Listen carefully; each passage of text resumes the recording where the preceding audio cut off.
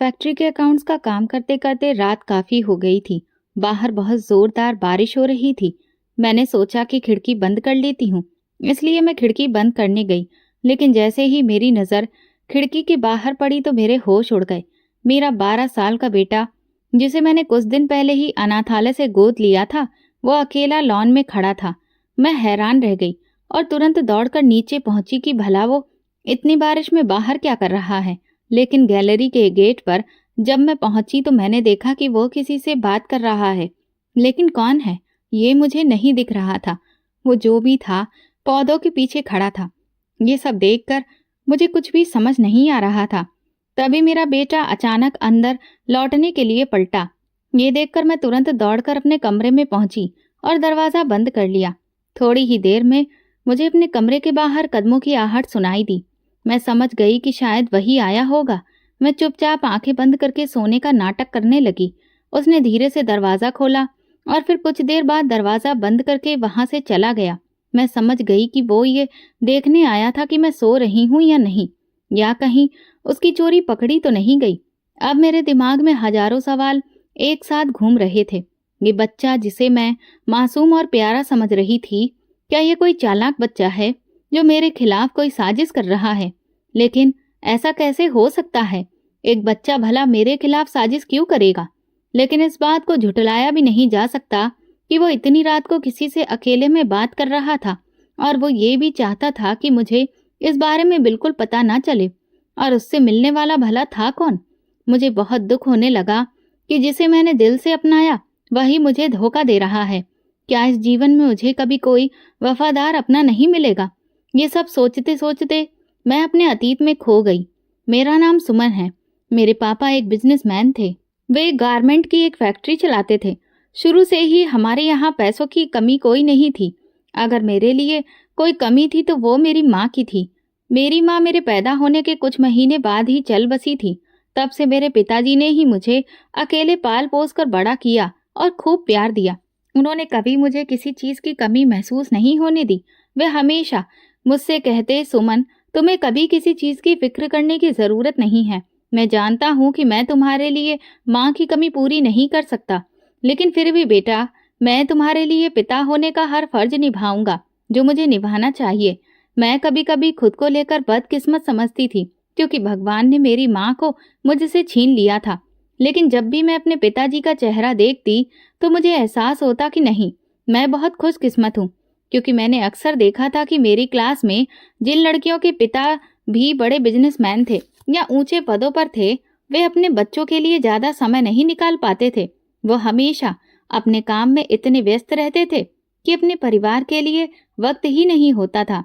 लेकिन मेरे पिताजी कारोबार संभालने के साथ साथ मेरे लिए पर्याप्त समय निकालते थे और मेरा भरपूर ध्यान रखते थे। ये बात सुनने में भले आसान लगे, लेकिन सोच कर देखिए, एक आदमी के लिए अपनी बेटी को अकेले पालना कितना मुश्किल होता है। लड़कियों के जीवन में बहुत सी ऐसी बातें होती हैं जो वे अक्सर अपने पिता से कहने में हिचकती हैं। उन्हें इसके लिए माँ की जरूरत होती है। लेकिन मेरे पिताजी ने कभी ये एहसास नहीं होने दिया कि मैं उनसे अपनी कोई बात नहीं कह सकती, बल्कि उन्होंने हमेशा मुझे समझाया कि मैं उन्हें अपनी हर बात बिना झिझक बता सकती हूँ और वे उसे पूरी समझदारी से लेंगे। जैसे जैसे मैं बड़ी हुई, मैंने खुद को ये समझाया कि जो भी है, जैसा भी है, अब मैं अपनी किस्मत को नहीं कोसूंगी, बल्कि पापा के साथ एक खुशहाल जिंदगी जीऊंगी। मैं उनके हर पल में उनके साथ रहूंगी, ताकि उन्हें कभी भी वो अकेलापन महसूस ना हो जो उन्होंने मुझे कभी महसूस नहीं होने दिया। धीरे धीरे समय बीता और मैं बड़ी हो गई। मेरी पढ़ाई पूरी हो गई थी, इसलिए मैंने पिताजी के साथ ही उनके बिजनेस को ज्वाइन कर लिया। इसके बाद मेरे लिए अच्छे रिश्ते आने लगे। पिताजी भी चाहते थे कि मेरी शादी किसी अच्छे घर में हो जाए, ऐसे लड़के से जो जीवन भर मेरा साथ दे और मुझे कभी किसी चीज की कमी ना होने दे। अब उनकी तबीयत भी काफी खराब रहने लगी थी। उन्हें डर था कि अगर उन्हें कुछ हो गया तो मेरा क्या होगा। इसी कारण उन्होंने जल्दी ही एक अच्छा लड़का देखकर मेरी शादी तय कर दी। मैं भी रजत से मिलकर बहुत खुश थी। वो बहुत ही सुलझी हुई सोच वाला इंसान था।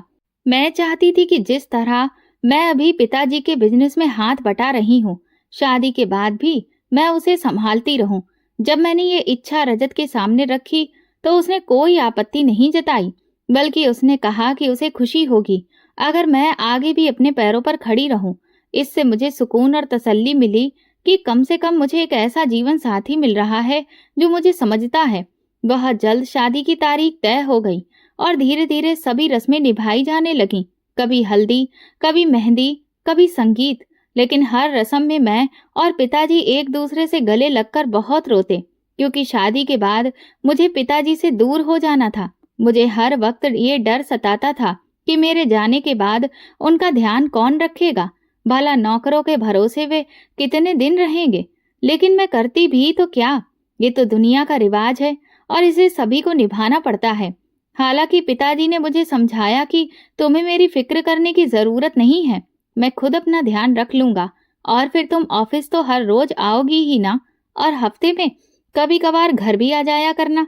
ये सब सोचकर मैंने खुद को समझा लिया और फिर विदा होकर ससुराल आ गई। मेरे ससुराल में मेरी सास, ननद, ससुर सभी थे। सबने मेरा स्वागत खुले दिल से किया। शुरुआत के कुछ दिन काफी अच्छे और खुशनुमा बीते। घर में जो भी रिश्तेदार आता, मेरे ससुराल वाले दहेज में क्या क्या मिला, मुझे कितना कैश और मैं गहना लेकर आई हूँ, ये सब दिखा दिखाकर बहुत खुश होते। शुरू में मुझे ये सब अजीब नहीं लगा, लेकिन जब इस दिखावे की हद बढ़ गई तो मैंने इस बारे में रजत से बात की। क्योंकि वे लोग भी अच्छे खासे खाते पीते परिवार से थे, तो फिर इतना दिखावा करने की जरूरत क्या थी। लेकिन रजत ने कहा, तुम इन सब घरेलू मामलों में ज्यादा दखल मत दो, तुम्हें क्या लेना देना है, तुमसे तो कोई कुछ नहीं कह रहा ना। माँ को इससे खुशी मिल रही है तो तुम्हें क्या परेशानी है। ये सुनकर मैं चुप हो गई, क्योंकि मैं नहीं चाहती थी कि मेरी नई नई ससुराल में मेरी छवि खराब हो। 2 हफ्ते बाद मैंने रजत से कहा कि अब मैं ऑफिस जाना शुरू करना चाहती हूँ। लेकिन रजत ने कहा, अगर तुम इतनी जल्दी ऑफिस जाने लगोगी तो हमारे रिश्तेदार और बाकी लोग क्या कहेंगे। सब यही कहेंगे कि ये लोग अपनी बहू की कमाई खाना चाहते हैं। मैंने रजत से कहा, तुम ये क्या कह रहे हो, तुमने तो पहले ही कहा था ना कि मैं शादी के बाद पापा का बिजनेस आराम से ज्वाइन कर सकती हूँ। रजत ने कहा, वो तब की बात थी, लेकिन फिलहाल मैं तुमसे यही कहूंगा कि तुम आराम से घर पर रहो। और फिर तुम मेरी पत्नी हो। मैंने तुमसे शादी इसलिए नहीं की है कि तुम कारोबार संभालो या नौकरियां करती फिरो, बल्कि तुम्हें तो घर के कामकाज में हाथ बटाना चाहिए और मेरे माँ बाप की सेवा करनी चाहिए। ये सब सुनकर मैं दंग रह गई थी। मैं कभी सपने में भी नहीं सोच सकती थी कि रजत शादी के बाद इतना बदल जाएगा। लेकिन शायद दुनिया की हकीकत यही है। शादी से पहले लोगों की बातें, उनके ख्याल किसी और ही दुनिया के होते हैं, लेकिन शादी के बाद वही लोग वही बातें करने लगते हैं जो इस दुनिया के लोग अक्सर करते आए हैं। और ये हमारी ही गलती होती है जो उनकी बातों पर आंख मूंद कर भरोसा कर लेते हैं। रजत के इस फैसले के बाद मैंने उसे 1-2 बार और समझाने की कोशिश की, लेकिन इससे घर में लड़ाई झगड़े शुरू हो गए। मेरी सास भी मुझ पर ताने कसने लगी कि मैं काम करने से बचना चाहती हूँ, इसीलिए बहाने बना रही हूँ। मैं नहीं चाहती थी कि घर में झगड़ा बढ़े और ये बात मेरे पिताजी तक पहुंचे, इसलिए मैंने पापा के बिजनेस को संभालने का ख्याल पूरी तरह से छोड़ दिया। लेकिन जब पापा ने फोन करके इस बारे में पूछा तो मैंने खुद ही उन्हें झूठा बहाना बना दिया कि अब मैं अपनी गृहस्थी संभालना चाहती हूँ और उनका बिजनेस वो खुद भी अकेले देख सकते हैं। पापा ने भी इसे मेरी इच्छा और खुशी समझकर कोई सवाल नहीं किया, बल्कि उन्होंने यही कहा, बेटा तुम्हें जो ठीक लगे वो करो, वैसे भी ये सब कुछ आखिर तुम्हारा ही है। मैं अब घर के कामों में दिलचस्पी लेने लगी थी। एक दिन मैं किचन में काम कर रही थी, तभी मेरी ननद ने कहा, मेरे लिए 1 कप चाय बना दो। मैं तुरंत ही उसके लिए चाय रखकर सब्जी काटने लगी। तभी मेरी सास आकर बोली, आज से हमारी नौकरानी नहीं आएगी और अब घर का सारा काम तुम्हें ही संभालना होगा। ये सुनकर मैं दंग रह गई। मैंने कहा, लेकिन माँ जी, वो क्यों नहीं आएगी? वो कहने लगी, नौकरानियों के बहुत नखरे होते हैं, रोज रोज की उनकी नौटंकी नहीं देख सकती, और फिर घर में हम लोग ही कितने हैं, तुम इतना भी काम नहीं संभाल सकती तो फिर शादी ही क्यों की थी। ये सुनकर मैं चुप रह गई और कुछ भी नहीं कहा। इसके बाद तो जैसे उन्होंने मेरी नाक में दम ही कर दिया था। कभी मेरी ननद किसी काम के लिए आवाज देती तो कभी मेरी सास कोई और काम बता देती और कभी ससुर जी कुछ कह देते। मुझे लगता है जैसे मैं पूरा दिन एक टांग पर नाचती रहती हूँ, और जब रात को मैं थोड़ी देर चैन की सांस लेना चाहती तो मेरे पति की अलग ही फरमाइशें होती थी। जब भी मैं उन्हें समझाने की कोशिश करती कि मैं पूरा दिन काम करते करते थक जाती हूँ, तो वो मुझ पर उल्टा गुस्सा करने लगते। मैंने उनसे कई बार कहा कि अगर आप चाहते हैं कि मैं आपको अच्छे से समय दूं, हर वक्त थकी हुई ना दिखूं, तो कम से कम बर्तन धोने वाली या झाड़ू पोछा करने वाली ही रखवा दीजिए। लेकिन इस बात पर उन्होंने साफ मना कर दिया। उन्होंने कहा, घर में माँ का हुक्म चलता है और वो अब बिल्कुल भी नहीं चाहती कि कोई भी नौकरानी इस घर में आए, इसलिए ऐसा तो अब नहीं हो सकता। ये तुम्हारी जिम्मेदारी है कि तुम घर के काम और बाकी चीजों के लिए समय का मैनेजमेंट करो और सबको बराबर वक्त दो। मुझे समझ नहीं आ रहा था कि मैं कौन सी जिंदगी जी रही हूँ, क्योंकि ऐसी जिंदगी की कल्पना तो मैंने कभी सपने में भी नहीं की थी। एक दिन सुबह सुबह ही मेरी ननद ने मुझे फरमान सुनाया कि आज उसकी 7-8 सहेलियां एक छोटी सी पार्टी के लिए घर पर आ रही हैं। फिर उसने मुझे एक लंबी सी लिस्ट पकड़ा दी, जिसमें तरह तरह के खाने की चीजें लिखी थीं, जो मुझे उनके लिए बनानी थी। मैंने चुपचाप हाँ कह दिया, लेकिन मैंने अपनी ननद से कहा, ये लिस्ट काफी लंबी है और इतना सारा खाना अकेले तैयार करना मेरे बस की बात नहीं है, इसलिए आप मेरी थोड़ी बहुत मदद कर दीजिए। इस बात पर मेरी ननद ने नया ही हंगामा खड़ा कर दिया। वो चिल्ला चिल्ला कर अपनी माँ को बुलाने लगी। मुझे समझ नहीं आया कि उसे अचानक क्या हो गया। जैसे ही माँ जी आई, वो फूट फूट कर रोने लगी। मैं दंग रह गई कि भला ये क्या चल रहा है। मेरी सास भी अपनी बेटी को रोता देखकर आग बबूला हो गई और चिल्लाकर बोली, तूने मेरी बेटी से ऐसा क्या कह दिया जो वो इतनी बुरी तरह से रो रही है? मैंने कहा, माँ जी, मैंने तो ऐसा कुछ भी नहीं कहा। तभी वो अपनी बेटी को पुचकारते हुए बोली, बता मेरी बेटी, क्या हुआ? वो कहने लगी, माँ, भाभी मुझे नौकरानी समझती है और नौकरानियों की तरह ही ट्रीट कर रही है। आप ही बताओ, क्या मैं इस घर की नौकरानी हूँ या बेटी? उसके मुंह से ऐसी बात सुनकर मेरे होश उड़ गए। मैंने जिस तरह से उससे बात की थी, उसने तो उसे बिल्कुल नया ही रंग दे दिया था। मैंने माँ जी को समझाने की कोशिश की कि मैं तो बस मदद मांग रही थी, लेकिन मेरी सास ने मेरी कोई सफाई सुने बिना मेरे मुंह पर थप्पड़ मार दिया। ये देखकर तो मेरे होश ही उड़ गए। मुझे समझ नहीं आया कि ये सब क्या हो रहा है। उस दिन जो बेइज्जती मैंने अपने आत्मसम्मान पर महसूस की, उसे शब्दों में बयां करना मुश्किल है। उस दिन मैं पूरा समय किचन में ही खड़ी रही और उनके लिए तरह तरह के आइटम बनाती रही। बार बार जा जाकर उन्हें परोसती रही और मेरी ननद अपनी सहेलियों के साथ टांग पर टांग रखकर खिलखिलाकर हंसती रही। तभी जब मैं उनके लिए कोल्ड ड्रिंक लेकर दरवाजे तक पहुंची, तो मैंने अपनी ननद की आवाज सुनी। वो बड़े मजे से अपनी सहेलियों से कह रही थी, आज पता है, मेरी भाभी ने मुझे काम बताने की कोशिश की, लेकिन मम्मी ने ऐसा थप्पड़ मारा है कि अब वो दोबारा कभी सपने में भी मुझे काम नहीं बताएगी। ये सुनते ही उसकी सहेलियां उसे शाबाशी देने लगी। अरे वाह, तुम तो बहुत होशियार निकली। और वो भी मुझे अपमानित करके खुद पर गर्व महसूस कर रही थी। ये सब सुनकर मुझे बहुत गुस्सा आया। रात को जैसे ही रजत आए, मैंने उन्हें सब कुछ बताया। मुझे पूरी उम्मीद थी कि रजत कम से कम मेरे लिए न्याय की बात करेगा, लेकिन नहीं, वो भी उन्हीं जैसा निकला। उसने मुझसे कहा, तुम ये घर की छोटी छोटी बातें लेकर मेरा दिमाग मत खाया करो। मेरे पास हजारों काम होते हैं और फिर गलती तुम्हारी ही है। तुम्हें घर के सारे काम अकेले ही करने चाहिए। शादी करने का मतलब ही यही होता है, समझी? उस रात रजत मुंह फेर कर सो गया, लेकिन मैं पूरी रात रोती रही और यही सोचती रही कि आखिर मैंने ऐसा कौन सा गुनाह कर दिया है जो भगवान मुझे ऐसी सजा दे रहा है। शादी के 1 महीने के अंदर ही उन लोगों के असली रंग सामने आने लगे थे।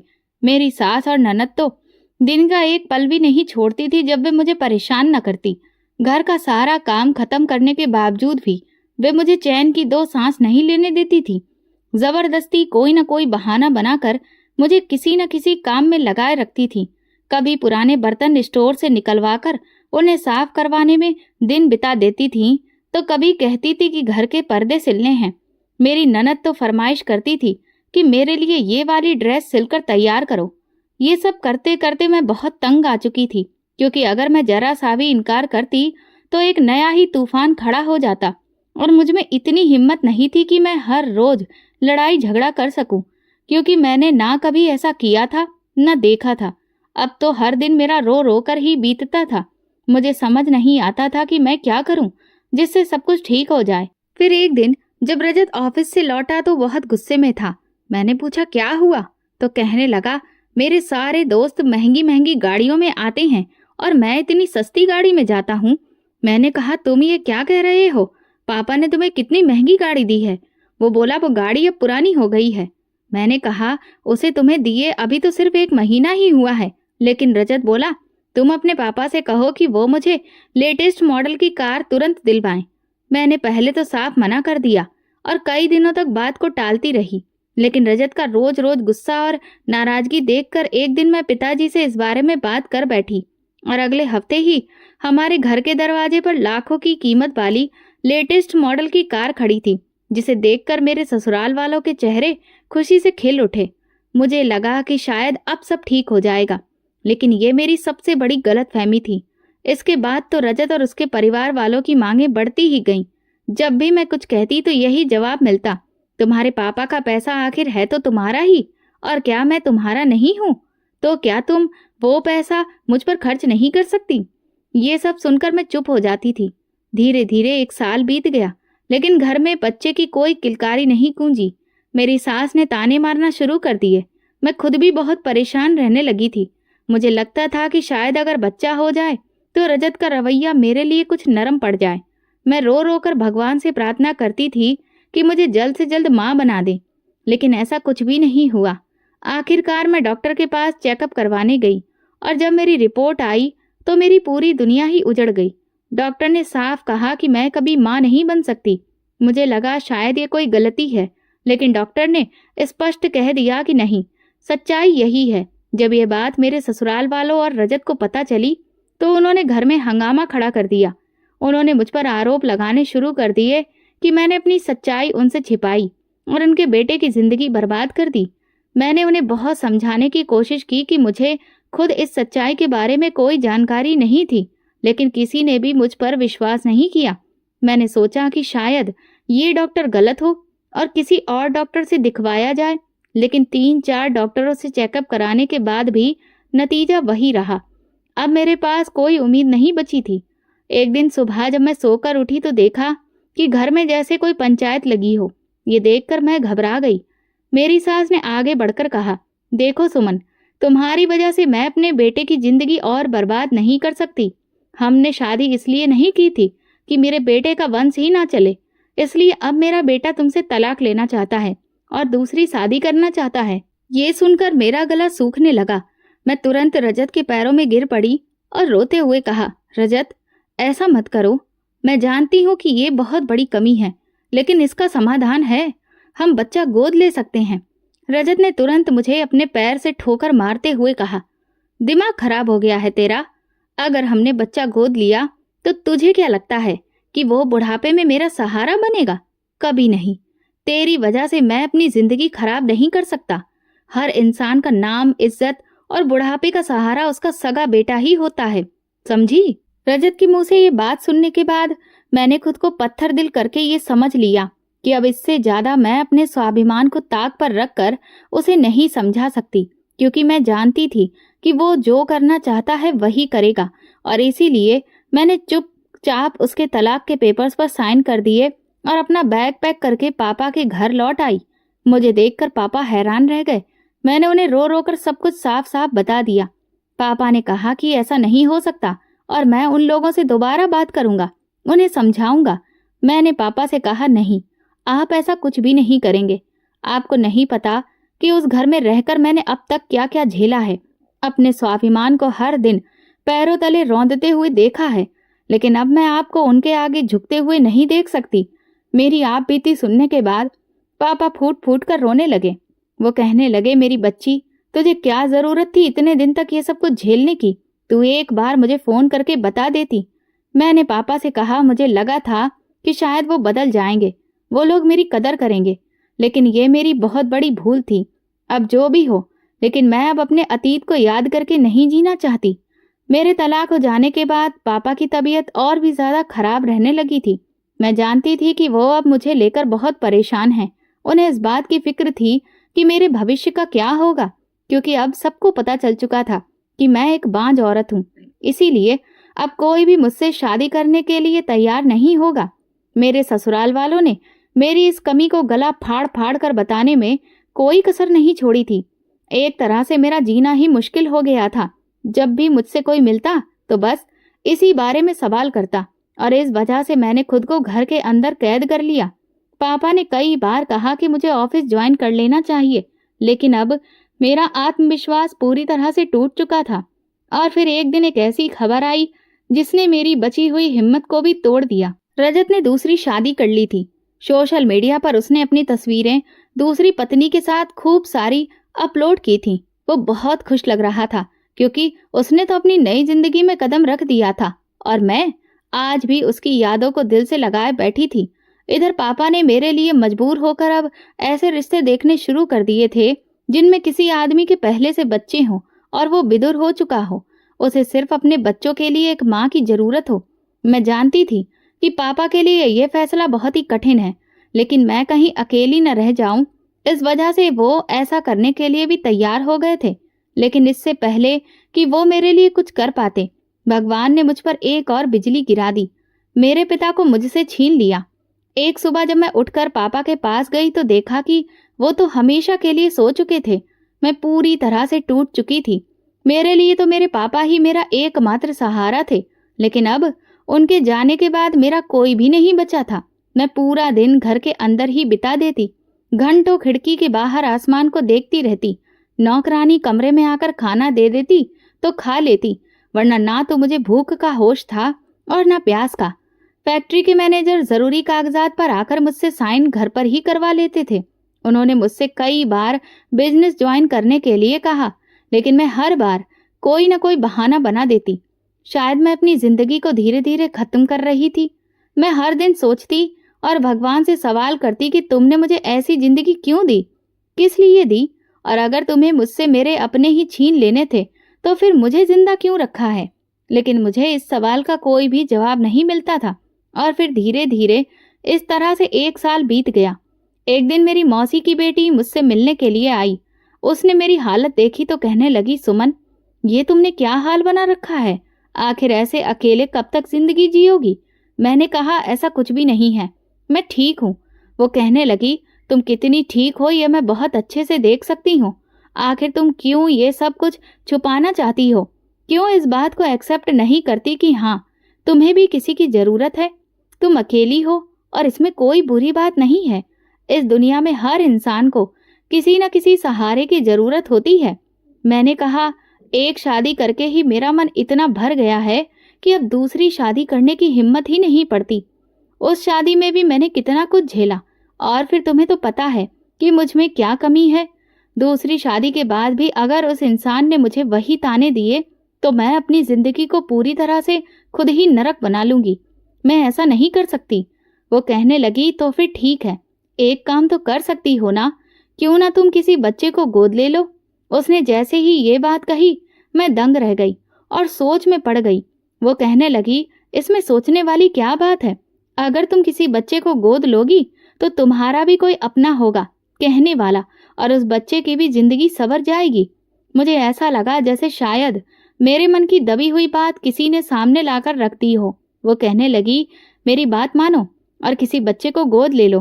तुम्हारे लिए सबसे बेहतरीन यही रहेगा, और इससे अच्छा नेक काम और कोई हो भी नहीं सकता है। मैं सोच में डूब गई। मुझे ऐसा लगा कि शायद ये फैसला सबसे सही रहेगा।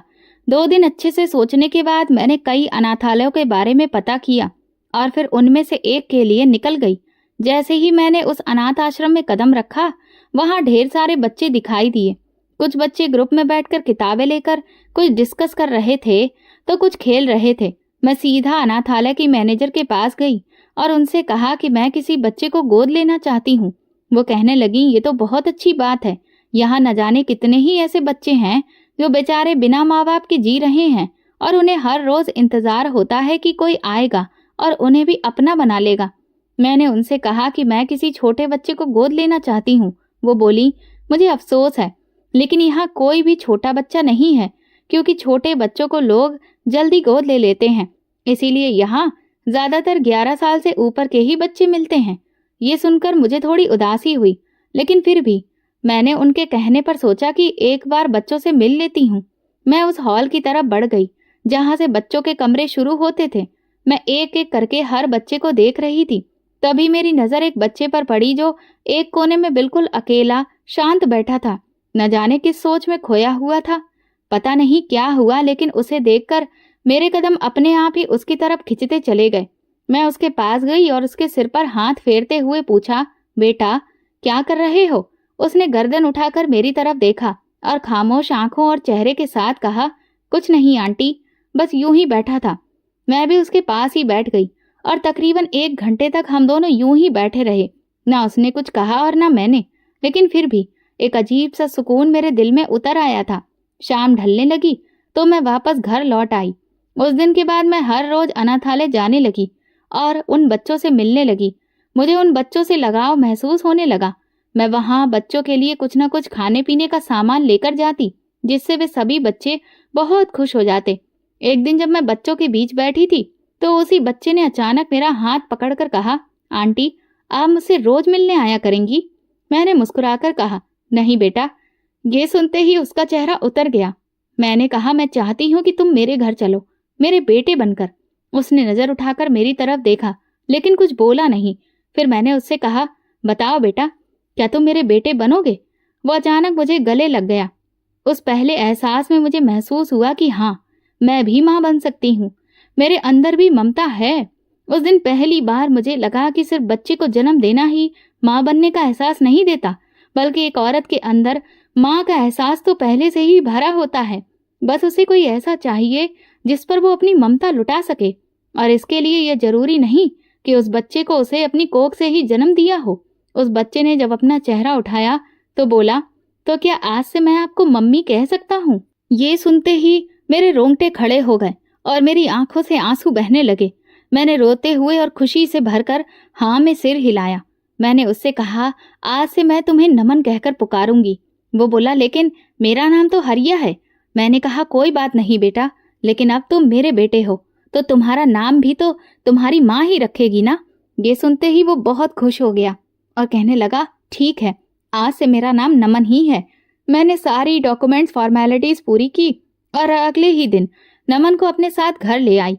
शुरू में वो कई दिनों तक बिल्कुल शांत रहा। मैं उसकी खामोशी को बहुत अच्छे से समझ रही थी। वो इस नए माहौल में खुद को ढालने की कोशिश कर रहा था, इसलिए मैं उसे हर पल खुश रखने की सोचती।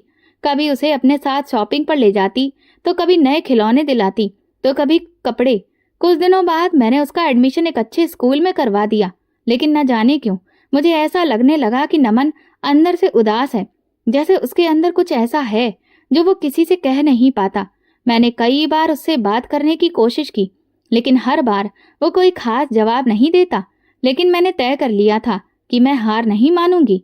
मैं नमन के साथ ज्यादा से ज्यादा वक्त बिताने लगी ताकि वो मुझसे भावनात्मक रूप से जुड़ सके। मैं रोज रात को उसे अलग अलग कहानियां सुनाती और खुद उसके सिर पर हाथ फेर कर ही उसे सुलाती। मेरी जिंदगी में नमन के आने के बाद धीरे धीरे खुशियां लौटने लगी थीं। अब मैं व्यस्त रहने लगी थी। अब मुझे ख्याल होता था कि मैं ऐसा क्या करूं जिससे उसे खुशी मिले। हर सुबह मैं खुद उसकी स्कूल की तैयारी करती और दोपहर को उसकी वापसी का इंतजार करती। अब वो मेरे जीने की वजह बन चुका था। लेकिन एक दिन कुछ ऐसा हुआ जिसने मेरी बंधती हुई उम्मीदों को बहुत बड़ा झटका दे दिया। एक दिन रात को जग में पानी खत्म हो गया और मैं जैसे ही पानी लेने के लिए किचन में जाने लगी तो मैंने देखा कि नमन मेरे घर की नौकरानी चंदा से धीमी आवाज में कुछ बात कर रहा था। ऐसा लग रहा था कि जैसे वो उसे कुछ समझा रही है। मुझे ये बहुत अजीब लगा कि भला मेरी नौकरानी नमन से क्या कह रही है। कुछ देर बाद ही वो वापस अपने कमरे में चला गया और चंदा वहीं किचन में लेटकर सो गई। फिर मैंने खुद को समझाया कि शायद मैं ज्यादा सोच रही हूँ। हो सकता है बच्चा है, वो उससे कुछ बात कर रही हो। लेकिन अगले ही दिन सुबह मैंने चंदा को किसी से फोन पर बात करते हुए सुना। वो कह रही थी कि बस मालकिन को पूरी तरह से उस लड़के पर भरोसा हो गया है और बहुत जल्द वो सारे काम को अंजाम दे देगा। उसके बाद मालकिन का क्या करना है वो तुम देख लेना। ये सुनते ही मेरे हाथ पैर कांपने लगे। इसका मतलब कुछ तो ऐसा था जो मेरे खिलाफ चल रहा था, लेकिन मुझे उसकी कानों कान खबर नहीं थी। लेकिन आखिर ये सब क्या था मुझे नहीं पता और वो किस लड़के की बात कर रही थी जिस पर मैं भरोसा करने लगी थी।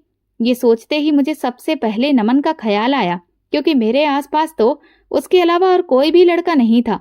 लेकिन मेरा मन बार बार यही कह रहा था कि नहीं, नमन ऐसा नहीं हो सकता, वो मेरा बेटा है, मैंने उसे दिल से अपनाया है और वो भी तो मुझसे प्यार करता है। वो मुझे मम्मी कहकर पुकारता है, क्या वो मुझे अपनी माँ नहीं मानता? ये ख्याल मेरे दिल में आते ही जैसे दर्द सा महसूस होने लगा। मैं भगवान से प्रार्थना करने लगी कि अब कुछ भी ऐसा मत करना जिसे मैं बर्दाश्त ना कर सकूं, क्योंकि बड़ी मुश्किल से मुझे एक जीने का सहारा मिला था। लेकिन सब कुछ अपनी आंखों के सामने देखते हुए भी मैं अनजान बनकर तो नहीं रह सकती थी ना। इसीलिए मैंने सच्चाई का पता लगाने के बारे में सोच लिया था। अब मैंने नमन पर नजर रखना शुरू किया। मैंने नोटिस किया कि वो रोज रात के वक्त जब उसे ये लगता था कि मैं सो गई हूँ, तो वो अपने कमरे से निकलता था और घर के अलग अलग कमरों में चोरी छिपे जाता था। शायद वो कोई चीज ढूंढ रहा था, शायद किसी चीज का पता लगा रहा था। लेकिन वो क्या हो सकता है, ये सब देखकर मुझे बहुत बुरा लगता था। मैंने नमन को इतना प्यार किया, उसका इतना ख्याल रखा, लेकिन वो न जाने क्यों ऐसा कर रहा था। मुझे सब पता था कि मेरे खिलाफ कुछ तो चल रहा है, लेकिन इसके बावजूद भी मैंने नमन के प्रति अपने लगाव को कम नहीं किया, क्योंकि मैं चाहती थी कि वो मेरे ममता से भरे प्रेम को दिल से महसूस करे। एक दिन जब नमन स्कूल से घर वापस लौटा तो उसके बाल पूरी तरह से बिखरे हुए थे और ड्रेस भी बहुत ज्यादा अस्त व्यस्त और गंदी थी। मैंने उससे पूछा कि ये सब कैसे हुआ, तो उसकी आंखों में आंसू आ गए, लेकिन वो कुछ बताने को तैयार ही नहीं था। कहने लगा कि बस छुट्टी के टाइम पर गिर गया था। मैंने उसे प्यार से अपनी गोद में बिठाया और उसके सिर पर हाथ फेरते हुए कहा, तुम तो मेरे अच्छे बेटे हो ना, अपनी माँ को नहीं बताओगे कि ये सब कैसे हुआ? वो अचानक से रो पड़ा और मुझे गले लगाकर बोला, मम्मी मैं कल से स्कूल नहीं जाऊंगा। मैंने कहा, क्यों, ऐसा क्या हो गया? वो कहने लगा, मुझे क्लास का एक बच्चा बहुत परेशान करता है और कहता है कि मेरे माँ बाप नहीं है। वो मुझे बहुत चिढ़ाता है और उसने ही क्लास के सभी बच्चों को ऐसा बोल दिया है। अब वो सभी मुझे परेशान करते हैं। ये सुनते ही मुझे बहुत बुरा लगा। उस दिन मैंने पहली बार नमन को इतना कमजोर देखा था। इतना कमजोर तो मैंने उसे अनाथ आश्रम में अकेले बैठे हुए भी नहीं देखा था। लेकिन मैंने फैसला कर लिया था कि मैं अपने बेटे को इस तरह से कमजोर पड़ते हुए नहीं देखूंगी। मैं अगले ही दिन स्कूल गई और प्रिंसिपल मैडम से इस बारे में बात की। पहले तो उन्होंने कहा कि वो इसको लेकर सख्त एक्शन लेंगी और उन बच्चों से बात करेंगी। लेकिन मैंने उनसे कहा कि अगर आप मुझे इजाजत दें तो मैं खुद उन बच्चों से बात करना चाहती हूँ। मैं तुरंत ही नमन की क्लास में गई। उसने जैसे ही मुझे अपने सामने देखा तो एकदम से चौंक गया, क्योंकि उसे नहीं पता था कि मैं आज उसके स्कूल आने वाली हूँ। मैंने उन सबके सामने खुद को इंट्रोड्यूस कराया कि मैं नमन की माँ हूँ। ये सुनते ही क्लास के सभी बच्चे पलट पलट कर नमन को देखने लगे। मैंने कहा, आप सब लोग नमन के फ्रेंड हैं ना? इस बात पर सभी बच्चे एक साथ सिर हिलाने लगे।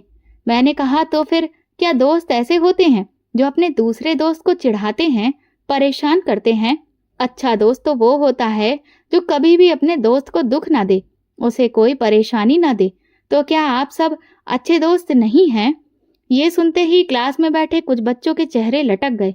मैंने उन्हें प्यार से समझाया कि हमें कभी भी किसी को भी परेशान नहीं करना चाहिए, क्योंकि अगर हम ऐसा करते हैं तो भगवान जी हमसे नाराज हो जाते हैं। उन बच्चों से बात करने के बाद मैं घर वापस आ गई और उसी दिन जब नमन घर लौटा तो उसके चेहरे पर जो चमक थी वो देखने के लायक थी। वो आते ही मेरे गले लग गया और कहने लगा, थैंक यू मम्मी, आपकी वजह से आज पूरी क्लास मेरी फ्रेंड बन गई। अब तक मुझे कोई भी दोस्ती नहीं करता था, लेकिन आज सबने मेरी तरफ दोस्ती का हाथ बढ़ाया। मैंने उसके माथे को चूमते हुए कहा, बेटा अपनी माँ के होते हुए कभी भी खुद को कमजोर मत समझना। तुम्हें भी एक अच्छा इंसान और एक अच्छा बच्चा बनना है। लेकिन हाँ, अगर कभी कोई तुम्हें परेशान करता है तो अपनी माँ को इस बारे में जरूर बताना। ये सुनते ही नमन अचानक बोल पड़ा, मम्मी तो फिर मैं आपको एक बात बताऊं? मैंने कहा, हाँ बेटा बोलो। लेकिन पता नहीं क्या हुआ कि वो अचानक से कहते कहते रुक गया। फिर कहने लगा, कुछ नहीं मम्मी, बस मैं तो ऐसे ही कह रहा था। इसके बाद वो अपने रूम में चला गया। लेकिन मुझे समझ नहीं आ रहा था कि नमन मुझसे क्या छुपा रहा है। मेरी जिंदगी अब एक सीधी लाइन पर चलने लगी थी और मुझे अब लाइफ में आगे बढ़ना था, पीछे नहीं देखना था। इसलिए मैंने सोचा कि मैं अपने पापा का वो सपना पूरा करूंगी जो उनके होते हुए भी कभी पूरा नहीं हो पाया। मैंने ऑफिस जाने का फैसला किया और फिर धीरे धीरे अपने कारोबार को अच्छे से संभालने लगी। एक दिन जब मैं फैक्ट्री के अकाउंट से संबंधित कुछ चीजें चेक कर रही थी तो काफी रात हो गई। उसी दिन बहुत तेज बारिश हो रही थी। जैसे ही मैं खिड़की बंद करने गई तो मैंने देखा कि नमन बाहर बारिश में लॉन में खड़ा है और किसी से बात कर रहा है। मैं तुरंत दौड़कर नीचे पहुंची, लेकिन वो व्यक्ति जिससे वो बात कर रहा था मुझे दिखाई नहीं दिया। कुछ ही देर बाद नमन वापस पलटकर अंदर आने लगा। मैं तुरंत भागकर अपने कमरे में गई। उसके बाद नमन दबे पांव ये चेक करने के लिए आया कि मैं अभी भी सो रही हूं या नहीं। अब तो मुझे समझ नहीं आ रहा था कि मेरे घर में ये चल क्या रहा है। क्या वो बच्चा जिसे मैं अपना बेटा मान रही हूँ वाकई मेरा बेटा है, या फिर इसके पीछे कोई बहुत बड़ी साजिश चल रही है। मुझे अब इतना तो समझ आ चुका था कि इस सब में नमन के साथ मेरी नौकरानी भी मिली हुई है और शायद कोई तीसरा इंसान भी है जिसके बारे में अभी मुझे कुछ पता नहीं है। मैंने अगले ही दिन सबसे पहले उस नौकरानी को काम से निकाल दिया। पहले तो वो मिन्नतें करने लगी, लेकिन मैंने साफ साफ कह दिया कि अब घर में ज्यादा कोई है नहीं, तो मैं घर की जिम्मेदारी अकेले भी उठा सकती हूँ। इसके बाद उसने ज्यादा बहस नहीं की और चुपचाप चली गई। मैंने देखा कि नमन ये सब चुपचाप देख रहा था, लेकिन उसने इस पर कोई रिएक्शन नहीं दिया। पर मैं जानती थी कि उसके मन में इस वक्त बहुत कुछ चल रहा है। अगले दिन नमन के स्कूल जाते ही मैं सीधे पुलिस स्टेशन पहुंची। मेरे पापा के कमिश्नर अंकल से अच्छी जान पहचान थी। जिंदगी में पहली बार मैंने अपनी जान पहचान का फायदा उठाने की कोशिश की और जो कुछ मैंने अब तक देखा और महसूस किया था वो सब कुछ उन्हें बता दिया। कमिश्नर अंकल ने मुझसे कहा, तुम बिल्कुल भी फिक्र मत करो, हम इस मामले की गहराई से जांच करेंगे। इसी बीच शाम के वक्त नमन अपने कुछ दोस्तों के साथ बाहर ग्राउंड में खेल रहा था कि तभी उसके रोने की आवाज आई। मैं दौड़कर बाहर गई तो देखा कि उसका घुटना बुरी तरह छिल गया था, जिससे बहुत खून निकल रहा था। ये देखकर मैं तुरंत उसे लेकर अस्पताल पहुंची और उसकी मरहम पट्टी करवाई। न जाने क्यों उसे इतनी तकलीफ में देखकर मेरी आंखों से आंसू रुक नहीं रहे थे। अचानक नमन ने अपना हाथ आगे बढ़ाया और मेरे आंसू पोंछते हुए बोला, मम्मी आप क्यों रो रही हो? चोट तो मुझे लगी है ना? मैंने उसे गले लगाते हुए कहा, तुम मेरे बेटे हो ना, तुम्हें तकलीफ होगी तो मुझे भी तो होगी ही। ये सुनते ही वो चुप हो गया। कुछ ही दिनों में नमन ठीक हो गया था। उधर कमिश्नर अंकल ने मुझे बताया कि उन्होंने 2 कांस्टेबल सादा वर्दी में हमारे घर के बाहर तैनात कर दिए हैं, क्योंकि उन्हें कुछ ऐसी जानकारी मिली है जिससे लगता है कि मुझे खतरा हो सकता है। ये बात सुनकर मैं बहुत परेशान हो गई कि आखिर ये सब हो क्या रहा है और कौन है जो ये सब करवा रहा है। उसी रात मैंने नमन को किसी से फोन पर बात करते हुए सुना। वो कह रहा था, मुझे ज्वेलरी का पता चल गया है, अब बस कागज ढूंढने बाकी हैं। ये सुनकर मेरे होश उड़ गए। इसका मतलब साफ था कि नमन किसी के लिए काम कर रहा था। मैंने तुरंत कमिश्नर अंकल को फोन करके सब कुछ बता दिया, लेकिन मुझे दुख इस बात का था कि मैंने नमन से इतना प्यार किया, फिर भी शायद उसने मुझे दिल से कभी अपनी माँ माना ही नहीं। और फिर अगले ही दिन वो धमाका हुआ जिसकी मैंने कभी कल्पना भी नहीं की थी।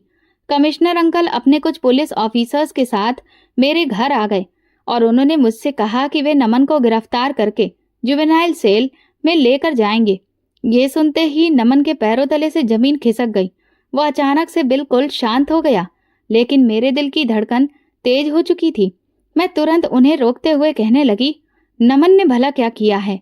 तब कमिश्नर अंकल ने जो कुछ बताया उसे सुनकर मेरे होश उड़ गए। उन्होंने कहा, सुमन, दरअसल तुमने नमन को जिस अनाथालय से गोद लिया है वो अनाथालय वहां रहने वाले बच्चों को बहुत खास ट्रेनिंग देता है ताकि उन्हें अमीर घरों में भेजा जा सके। वहां जाकर ये बच्चे घर के कीमती जेवर, कैश और जमीन से जुड़े कागजों की जानकारी चुपचाप इकट्ठा करते हैं और फिर वो सारी जानकारी उस गिरोह तक पहुंचाते हैं। इसके बाद वो लोग सब कुछ हड़प लेते हैं। इसके लिए ये गिरोह अक्सर ऐसे लोगों को निशाना बनाता है जो बिल्कुल अकेले हों, जिनके परिवार में और कोई भी ना हो, क्योंकि ऐसे लोगों को बेवकूफ बनाना और शिकार बनाना आसान होता है। और इसी वजह से जब तुम वहां गई, उन्होंने तुरंत नमन को तुम्हें गोद देने की इजाजत दे दी। ये कोई मामूली बच्चा नहीं है, इसे बाकायदा ट्रेनिंग दी गई है। कि कैसे किसी को भरोसे में लेना है, कैसे आंखों में धूल झोंकनी है। ये सुनते ही मैंने जैसे ही नमन की तरफ पलट कर देखा, उसकी आंखों में आंसू थे। वो अचानक मेरे पैरों में गिर गया और कहने लगा, मम्मी मुझे माफ कर दीजिए। अंकल जी सच कह रहे हैं, मैं अब तक आपको धोखा दे रहा था। आपने मुझे इतना प्यार किया, मेरी इतनी परवाह की, लेकिन मैं आपके खिलाफ ही साजिश करता रहा। कमिश्नर अंकल बोले, हमने उस पूरे गिरोह को गिरफ्तार कर लिया है और तुम्हारी घर की नौकरानी ने भी इसमें उनकी मदद की थी। दरअसल उसी ने खुद जाकर तुम्हारी सारी जानकारी उन लोगों को दी थी और उसने अपना 50% कमीशन भी तय कर लिया था। ये सुनकर मैं धम्म से सोफे पर बैठ गई। मुझे कुछ समझ नहीं आ रहा था कि ये सब हो क्या रहा है। कमिश्नर अंकल बोले, उस गिरोह और तुम्हारी नौकरानी को गिरफ्तार कर लिया गया है और अब हम लोग इसीलिए यहाँ आए हैं। इसके बाद मेरी आंखों के सामने ही पुलिस नमन को पकड़कर अपने साथ ले गई। मैं पीछे अकेली, तन्हा और सन्नाटे में बैठी रही। आज मैं फिर से वहीं पहुंच गई थी जहां कुछ साल पहले थी। मेरी जिंदगी फिर से वीरान हो चुकी थी। अगले 2-3 दिन मैंने बस रोते हुए बिताए, लेकिन मेरे मन में बस एक ही सवाल था, नमन ने ऐसा क्यों किया? वो अगर चाहता तो कम से कम एक बार तो मुझे बता सकता था। क्यों नहीं कहा कि वो ऐसा सब नहीं करना चाहता? मुझे अपने सवालों के जवाब चाहिए थे और इसी वजह से मैं अगले दिन जेल पहुंची नमन से मिलने। मैंने उससे पूछा, बेटा तुमने मुझे कभी क्यों कुछ भी नहीं बताया? क्या मेरे प्यार में कोई कमी रह गई थी? उसने तुरंत मुझे गले लगाकर कहा, नहीं मम्मी, आपने तो मुझे इतना प्यार किया, बल्कि आप तो इस दुनिया की सबसे अच्छी मम्मी हैं। मैंने अपनी असली माँ को कभी देखा नहीं, लेकिन आप तो वो हैं जिसे मेरी तकलीफ से भी तकलीफ होती है। मैंने कई बार सोचा कि मैं आपको सब कुछ बता दूं, लेकिन फिर डर जाता था।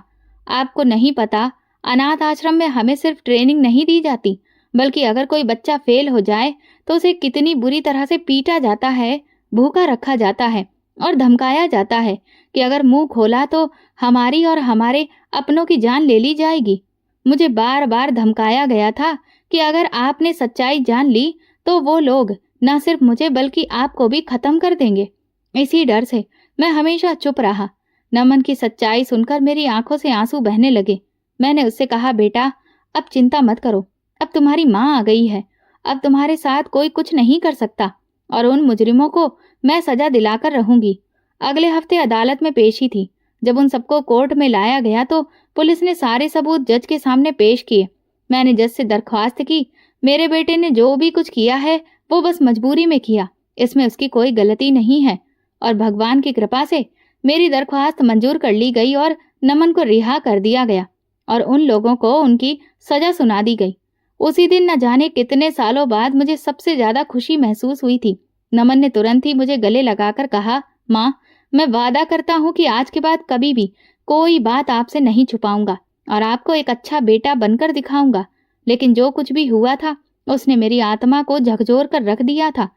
नमन के वे शब्द बार बार मेरे कानों में गूंजते थे कि किस तरह से अनाथ बच्चों को वे लोग अपने गंदे इरादों के लिए टॉर्चर करते थे, उन्हें पीटते थे, भूखा रखते थे। मेरे मन में बार बार यही सवाल उठता कि क्या अनाथ बच्चों का कोई वजूद नहीं होता?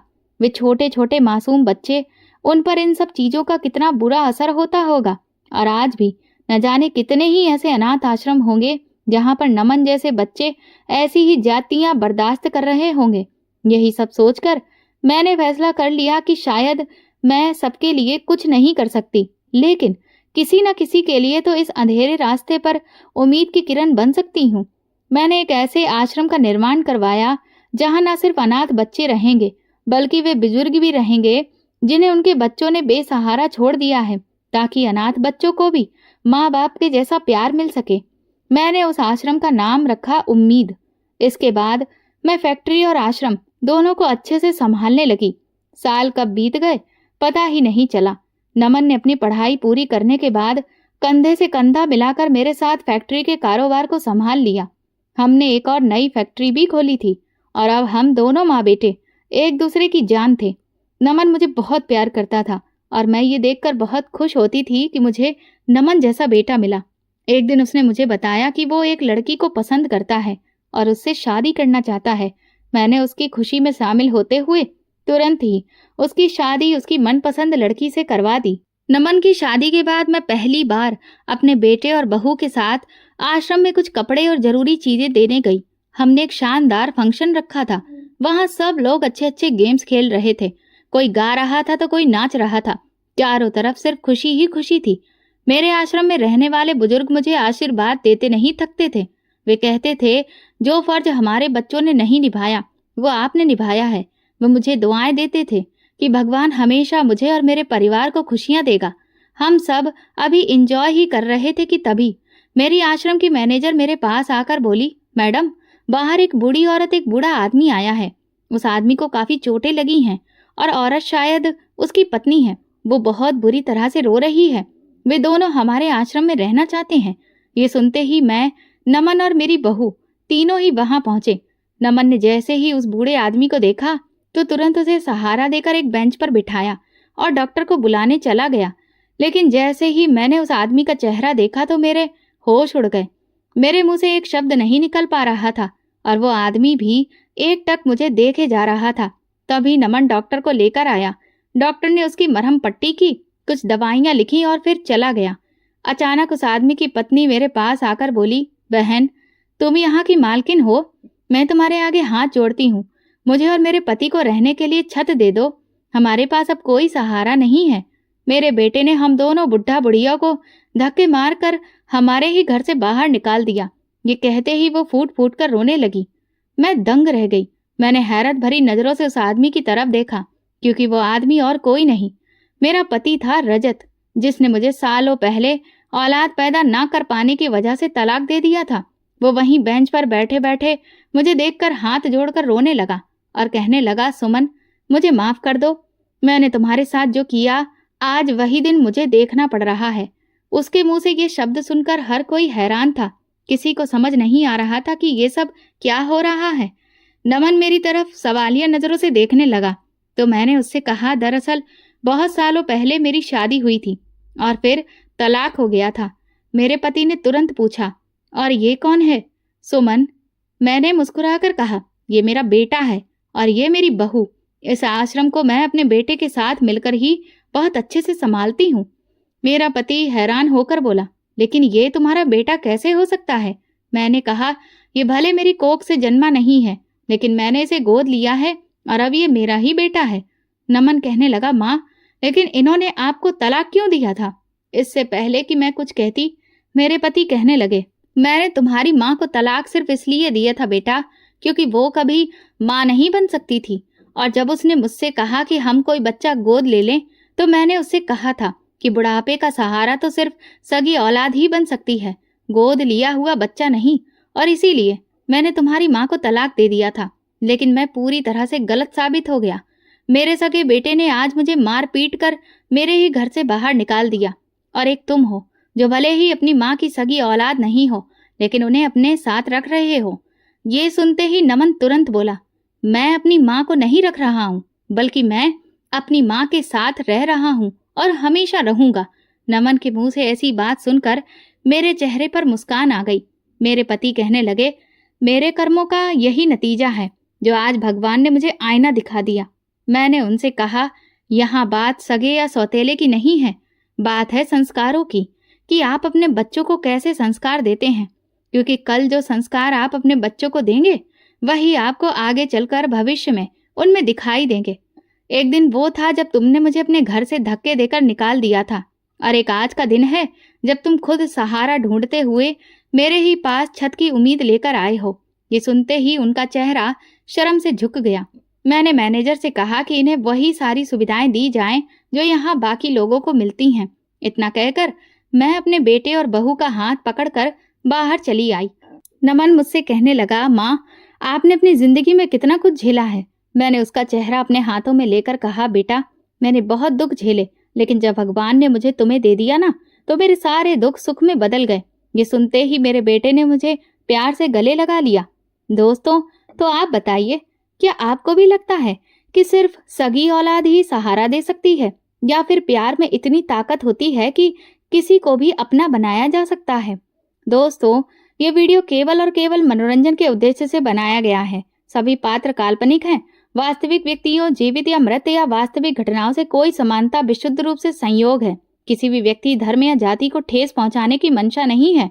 अगर आपको हमारी कहानी पसंद आई हो तो कमेंट करके ज़रूर बताएं। वीडियो को लाइक करें और ज़्यादा से ज़्यादा शेयर करें।